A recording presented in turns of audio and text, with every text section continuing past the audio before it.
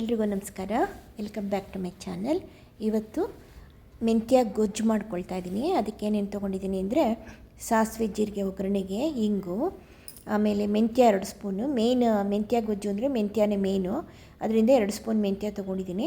ಆಮೇಲೆ ಒಂದು ಸ್ವಲ್ಪ ನಿಂಬೆಹಣ್ಣು ಗಾತ್ರದ್ದು ಹುಣಸೆಹಣ್ಣು ನೆನೆ ಹಾಕ್ಕೊಂಡಿದ್ದೀನಿ, ಅದರದ್ದು ರಸ ತೆಕ್ಕೊಳ್ಳೋಣ. ಆಮೇಲಿಂದ ಬೆಲ್ಲ, ಆಮೇಲೆ ಈರುಳ್ಳಿ ಸಣ್ಣ ಸಣ್ಣದಾಗಿ ಹೆಚ್ಚಿಟ್ಕೊಂಡಿದ್ದೀನಿ, ಒಂದು ಈರುಳ್ಳಿನ, ಕೊತ್ತಂಬರಿ ಸೊಪ್ಪು, ರಸಂ ಪೌಡ್ರು ಮತ್ತು ಉಪ್ಪು, ಎಣ್ಣೆ ಒಗ್ಗರಣೆಗೆ.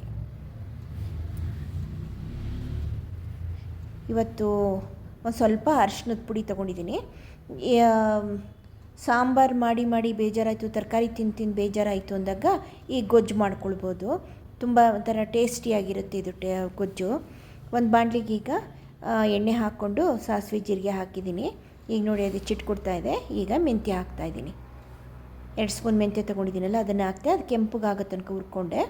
ಈಗ ಹುಣಸೆಹಣ್ಣು ರಸನ ಅದಕ್ಕೆ ಹಾಕ್ಬಿಡೋಣ. ಆ ಹುಣಸೆಹಣ್ಣು ರಸದಲ್ಲೇ ಇದು ಇವಾಗ ಮೆಂತ್ಯ ಚೆನ್ನಾಗಿ ಬೆಂದ್ಕೋಬೇಕು.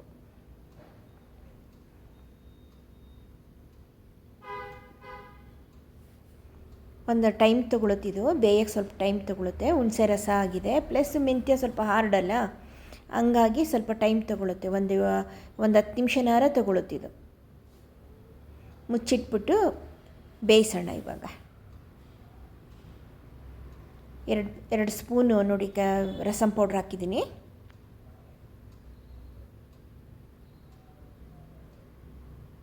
ನಿಮ್ಮ ಖಾರಕ್ಕೆ ಅನುಗುಣವಾಗಿ ಹಾಕ್ಕೊಳ್ಳಿ, ನಿಮ್ಗೆ ಎಷ್ಟು ಬೇಕಷ್ಟು. ನನಗೆ ಈಗ ಇಷ್ಟು ಸಾಕು ಅನ್ನಿಸ್ತಾ ಇದೆ.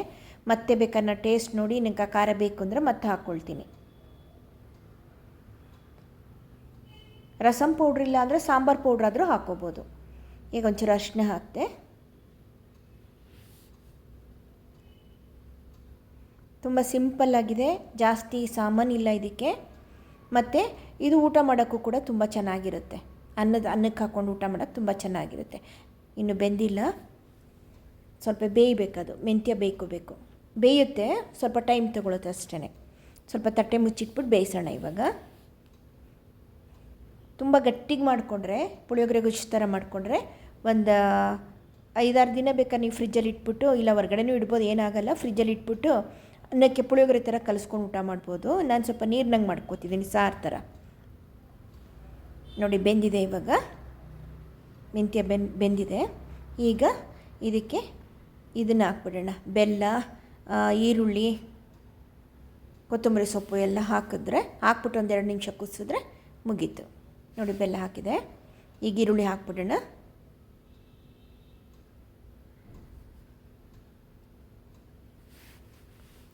ಅದರಲ್ಲೇ 1-2 ನಿಮಿಷ ಬೇಯಲಿ ಅದು. ಉಪ್ಪು ಹಾಕ್ಬಿಟ್ಟು ಒಂದು 2 ನಿಮಿಷ ಕುದಿಸೋಣ. ಇದು ಈರುಳ್ಳಿ ಬೇಯತ್ತನ. ನೋಡಿ ರೆಡಿ ಆಗ್ತಾ ಬಂತು.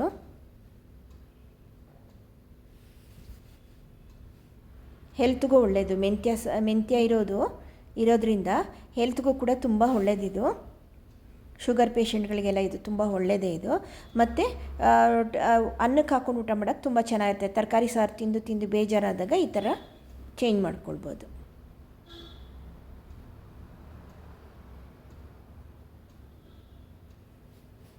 ನೋಡಿ ರೆಡಿ ಆಯಿತು. ಹೇಗೆ ಕಾಣಿಸ್ತಿದೆ ನೋಡಿ. ನೀವು ಟ್ರೈ ಮಾಡಿ, ಓಕೆನಾ? Thank you.